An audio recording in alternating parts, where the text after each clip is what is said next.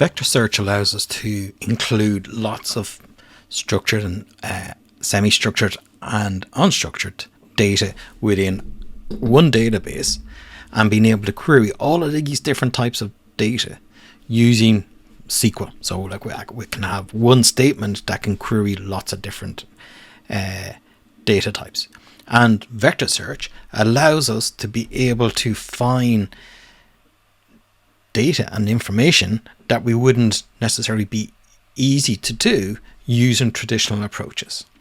So with vector search is that, if we take an example here of, we have two examples of 2-dimensional and we have one in 3 dimensions, is that we can see that, we can take different terms like king, man, woman, apple, banana, orange, football, golf, tennis, and being able to map them using our embedding models into a set of coordinates, okay, or dimensions, right, and coordinates within those dimensions.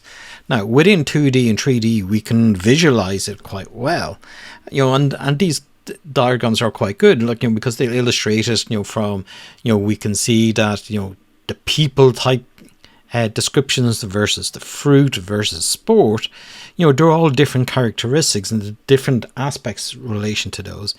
And when we plot them out, they're going to be in different spaces. Right? And we can see that as well, if we go into the 3D diagram, where we can have kind of a few more examples of that. This allows us, the embedding model, to separate out and group together related data. And, the related data is grouped together, but it also separates it out from things that are very different to it. When we get into document search, this is really good to be able to find similar or related documents. So this is why, we keep on seeing the term semantic search, or semantically related or semantically similar terms or documents of what we're actually using. Now, as you can imagine, is that, here we are with 2 or 3 dimensional space, is like a lot of the embedding models, we can have over 1,000, 2,000, 3,000 different dimensions, which is a huge space, right? Huge search space. But, the more dimensions you have, the more likely you are to have that degree of separation, which means finding those related or semantically similar kind of items or documents or whatever it might be is very similar.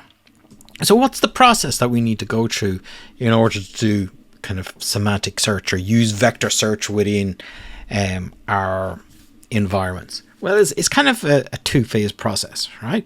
One is, we need to generate the vectors. We need to generate all these dimensions and the coordinates, and being able to show what these mappings are. So in order to be able to do that, we need to use an embedding model. As we kind of have mentioned before, there's lots of embedding models out there. So you can go to Cohere, OpenAI, and the list goes on and on and on. And we can use some of their models to be able to do this for us. Or we can create our own, right? So it's like creating a neural network. You train it on our own specific data. We find something that works quite well, and then we can actually use it. Okay?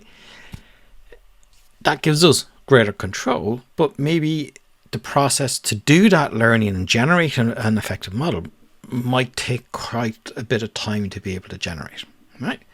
But, there is open source models, but there's also commercial models. So sometimes, if we go and use some of these embedding models from other vendors, they might be free now, but, at some point they'll start charging for it. And what are you going to do at that particular point in time? So we're going to take our data, we put it through the embedding model, we generate vectors out of it. And from there, what we need to do is we need to store that within our database. It's quite simple. All right.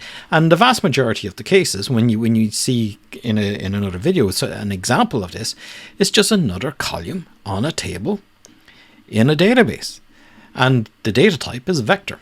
Right, simple as that. And the vector is, it can handle any number of different dimensions that we actually have on that. So once we have it stored in there, one of the other things we need to do is this idea of indexes.